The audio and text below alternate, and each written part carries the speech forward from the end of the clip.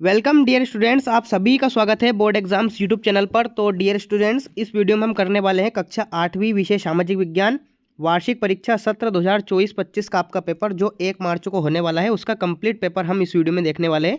तो आपको वीडियो को एंड तक वॉच करना है। साथ ही में अगर आपने हमारे यूट्यूब चैनल को अभी तक सब्सक्राइब नहीं किया है तो आप हमारे यूट्यूब चैनल को सब्सक्राइब कर लीजिए, ताकि ऐसे ही वीडियोज़ की नोटिफिकेशन सबसे पहले आपको मिलती रहे। ठीक है, तो बिना किसी टाइम को वेस्ट किए शुरू करते हैं। राज्य शिक्षा केंद्र मध्य प्रदेश भोपाल वार्षिक परीक्षा 2024-25 विषय सामाजिक विज्ञान कक्षा 8 का हम पेपर करेंगे। पूर्णांक आपका 60 अंक रहेगा। समय आपको 2.5 घंटे का मिलने वाला है। ठीक है, प्रश्न क्रमांक 1 से प्रश्न क्रमांक 5 तक आते हैं आपके बहुविकल्पी प्रश्न। निर्देश आप पढ़ सकते हैं। प्रश्न को पढ़कर नीचे दिए गए विकल्पों में से सही विकल्प चुनकर उत्तर आपको लिखना है। ठीक है, प्रश्न क्रमांक 1 है आपका, धर्मनिरपेक्षता से क्या आशय है। तो धर्मनिरपेक्षता से आशय है राज्य द्वारा किसी एक धर्म का पक्ष लिए बिना सभी धर्मों का पालन करना, यानी कि सी ऑप्शन आपका इस क्वेश्चन का राइट आंसर आने वाला है। ठीक है, सी ऑप्शन। दूसरा प्रश्न है आपका, भारतीय संविधान के अनुच्छेद 21 के अंतर्गत पानी को जीवन का अधिकार मानने का क्या आशय है। ठीक है, तो पानी को जीवन का अधिकार मानने का आशय है पानी तक सार्वभौमिक पहुंच। ठीक है, सभी की पहुंच, यानी कि ए ऑप्शन आपको इस क्वेश्चन का राइट आंसर लिख देना है। अगला आता है आपका प्रश्न क्रमांक 3, जेम्स मिल द्वारा लिखित पुस्तक का नाम क्या है। तो जेम्स मिल द्वारा लिखित पुस्तक का नाम है the history of British India, यानी कि बी ऑप्शन आपका इस क्वेश्चन का राइट आंसर आ जाएगा। ठीक है, बी ऑप्शन। प्रश्न क्रमांक 4 है आपका, कुछ समय के लिए बिना खेती छोड़ दी गई जमीन को क्या कहा जाता है। तो उस जमीन को हम कहते हैं प्रतिभूमि। ठीक है, बी ऑप्शन आपको इस क्वेश्चन का राइट आंसर लिख देना है। अगला है आपका, जनसाधारण को जन सुविधा मुहैया कराने का दायित्व किसका है। तो ये दायित्व सरकार का है, यानी कि गवर्नमेंट का है। तो सी ऑप्शन आपको इस क्वेश्चन का राइट आंसर लिख देना है। ठीक है, तो इस प्रकार से आपके 5 सही विकल्प आपसे पूछे जाएंगे। अगला प्रश्न आता है आपका, रिक्त स्थानों की पूर्ति कीजिए। प्रश्न क्रमांक 6 से प्रश्न क्रमांक 10 तक निर्देश आप इसका देख सकते हैं। रिक्त स्थानों की पूर्ति कीजिए, प्रत्येक प्रश्न के लिए 1 अंक निर्धारित है। ठीक है, तो प्रश्न 6 आपका, भारतीय संविधान में 6 से 14 वर्ष की आयु के सभी बच्चों को रिक्त स्थान की गारंटी दी गई है। तो सभी बच्चों को निशुल्क शिक्षा की गारंटी दी गई है। ठीक है, निशुल्क शिक्षा की, ठीक है, निशुल्क शिक्षा की गारंटी दी गई है। अगला प्रश्न है आपका 7वां प्रश्न, मुंबई की उपनगरीय रेलवे एक अच्छी रिक्त स्थान परिवहन प्रणाली है। तो मुंबई में आपने देखा होगा मेट्रो ट्रेन चलती है, तो अच्छी जन परिवहन प्रणाली है, यानी कि लोगों को एक स्थान से दूसरे स्थान पर ले जाने का कार्य करती है। तो एक अच्छी जन प्रणाली होती है वो। ठीक है, प्रश्न 8 है आपका, झूम खेती में बीज बोने के तरीकों को रिक्त स्थान कहा जाता है। तो इसे हम छिड़काव भी कह सकते हैं, फेंकाव विधि भी कह सकते हैं। तो हम इसको छिड़काव कह सकते हैं। ठीक है, छिड़काव विधि कहा जाता है। ठीक है, या फिर फेंकाव विधि भी हम उसको कह सकते हैं। अगला है आपका प्रश्न क्रमांक 9, ब्रिटिश शासनकाल में प्रथम गवर्नर जनरल कौन थे। तो ब्रिटिश शासनकाल के प्रथम गवर्नर जनरल थे वॉरेन हेस्टिंग। ठीक है, वॉरेन हेस्टिंग। ठीक है, इस प्रकार से आपको राइट आंसर इसका लिख देना है, वॉरेन हेस्टिंग। अगला है आपका 10वां प्रश्न, मौलिक अधिकारों को भारतीय संविधान की आत्मा भी कहा जाता है। ठीक है, इसमें आपको राइट आंसर लिख देना है आत्मा। ठीक है, तो इस प्रकार से आपके रिक्त स्थान हो जाते हैं कंप्लीट प्रश्न क्रमांक 10 तक। अगला प्रश्न आता है आपका अति लघुत्तरी प्रश्न, प्रश्न क्रमांक 11 से प्रश्न क्रमांक 16 तक, जिनका आपको निर्देश दे रखा है। प्रश्नों के उत्तर 1 या 2 वाक्यों में लिखिए, प्रत्येक प्रश्न के 2 अंक निर्धारित है। तो चलिए सभी प्रश्नों को पढ़ते हैं पहले, फिर इनके उत्तर मैं आपको अभी शो करूंगा। तो आपको वीडियो को एंड तक वॉच करना है और वीडियो को बने रहना है। ठीक है, प्रश्न क्रमांक 11वां है आपका, घरेलू हिंसा से आप क्या समझते हैं। प्रश्न क्रमांक 12वां है आपका, पानी से होने वाली बीमारियों के नाम आपको लिखना है। प्रश्न क्रमांक 13वां है आपका, संविधान के अनुच्छेद 17 में प्रावधान क्या किए गए हैं। और 14वां प्रश्न है आपका, सन 1857 ईस्वी की क्रांति में भारतीय सैनिक क्यों सम्मिलित हुए थे, ये आपको बताना है। ठीक है, तो चलिए प्रश्न 11 से प्रश्न 14 तक उत्तर देखते हैं पहले। ठीक है, तो प्रश्न क्रमांक 11वें का उत्तर आपकी स्क्रीन पर है, आप इसको याद कर लीजिए। घरेलू हिंसा का अर्थ घर के भीतर किसी व्यक्ति, विशेषकर महिलाओं, बच्चों या बुजुर्गों के साथ शारीरिक, मानसिक, भावनात्मक या आर्थिक शोषण से है। यह हिंसा परिवार के किसी सदस्य द्वारा की जा सकती है। ठीक है, तो इस प्रकार से रहेगा आपका प्रश्न क्रमांक 11वें का उत्तर। नेक्स्ट आता है आपका प्रश्न क्रमांक 12वें का उत्तर, पानी से होने वाली बीमारियों के आपको नाम लिखना है।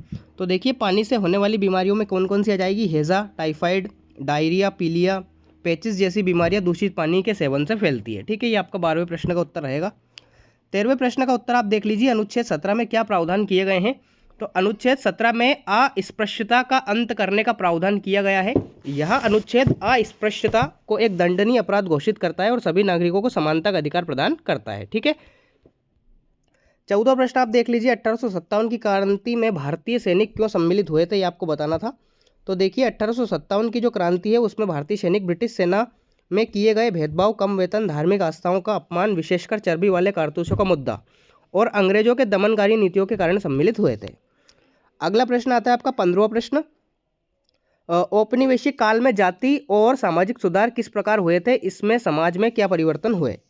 16वां प्रश्न है आपका सतत पोषणीय विकास क्या है। ठीक है, ये आपके अति उत्तरी प्रश्न समाप्त हो जाते हैं।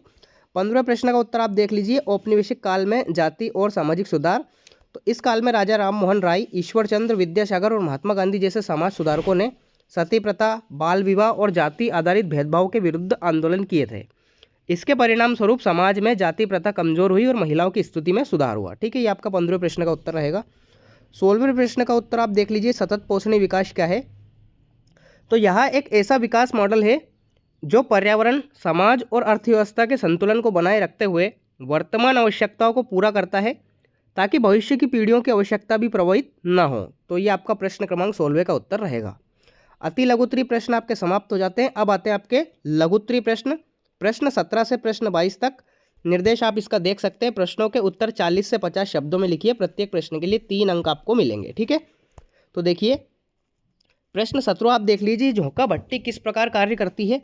प्रश्न 18वां है आपका जनसंख्या परिवर्तन को प्रभावित करने वाले किन्हीं 3 कारकों की भूमिका का वर्णन आपको करना है। 19वां प्रश्न आप देख लीजिए, पावरलूम किसे कहते हैं, इनमें कौन काम करते हैं। 20वां प्रश्न आप देख लीजिए, संसाधनों को हम किस प्रकार संरक्षित कर सकते हैं, कोई 3 उपयोग लिखिए, उपाय लिखिए। ठीक है, 21वां प्रश्न आप देख लीजिए, पारितंत्र के संतुलन को बनाए रखने में जीव जंतु किस प्रकार उपयोगी है। और 22वां प्रश्न आप देख लीजिए, महिला शिक्षा को बढ़ावा देने में किन महिलाओं का महत्वपूर्ण योगदान रहा है। ठीक है, तो ये आपके लघुत्तरी प्रश्न कंप्लीट हो जाते हैं। इन सभी प्रश्नों के उत्तर अपन देखते हैं। देखिए 17वें प्रश्न का उत्तर आपके सामने है, झोंका भट्टी वाला। ठीक है, तो इसको आपको अच्छी तरह से याद कर लेना है। इसका स्क्रीनशॉट ले लीजिए आप और इसको अच्छी तरह से याद कर लीजिए। ठीक है, 17वें प्रश्न का उत्तर ये रहेगा। नेक्स्ट अगला आता है आपका जनसंख्या परिवर्तन को प्रभावित करने वाले कारक, 18वें प्रश्न का उत्तर। तो यहाँ पे कारक दे रखे हैं, जन्म दर और मृत्यु दर।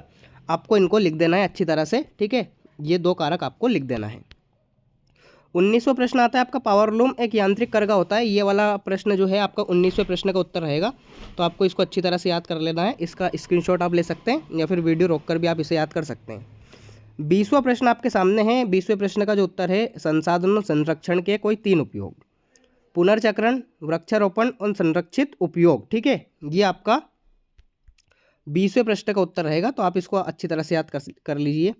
21वें प्रश्न का उत्तर आप देख लीजिए, पारितंत्र में संतुलन में जीव जंतु की भूमिका, परागण, अपघटन, खाद्य श्रृंखला। ठीक है, ये आपका रहेगा प्रश्न क्रमांक 21वें का उत्तर। ठीक है, परागण आपको लिखना है, अपघटन आपको लिखना है, खाद्य श्रृंखला आपको लिख देना है। नेक्स्ट आता है आपका 22वां प्रश्न, महिला शिक्षा को बढ़ावा देने में योगदान देने वाली महिलाएं।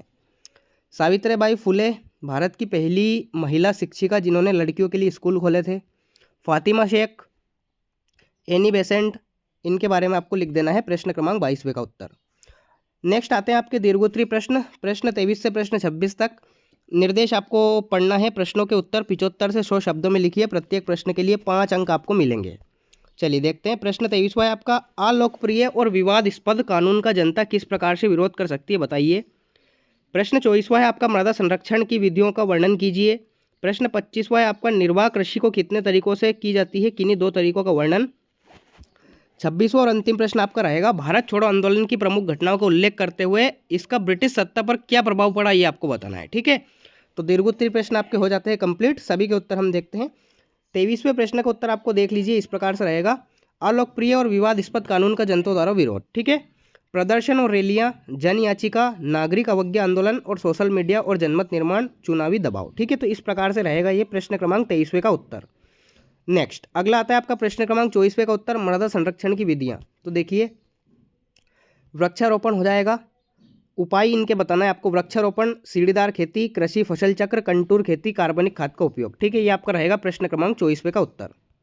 अगला है आपका प्रश्न 25वें का उत्तर, निर्वाह कृषि और इसके 2 प्रकार आपको बताना है। तो पहला है स्थानांतरित कृषि, शिफ्टिंग एग्रीकल्चर, और दूसरा है आदिकालीन कृषि, प्रिमिटिव फार्मिंग। ठीक है, ये आपका रहेगा प्रश्न क्रमांक 25वें का उत्तर।